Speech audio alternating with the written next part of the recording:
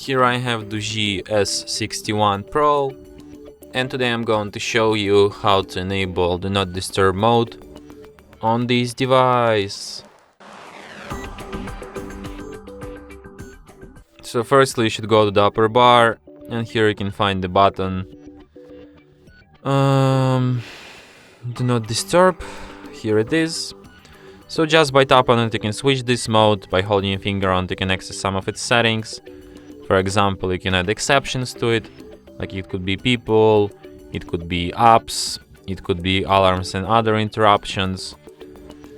You can also set up a schedule for this mode, like you can select the days on which it will be active, start time, end time, behavior of Do Not Disturb mode. You can set up default duration of it, and you can also, you can only disable sound from notifications, or you can disable visuals and sounds. Or you can customize what you want to disable and what you want to leave enabled. And that's it. Thanks for watching.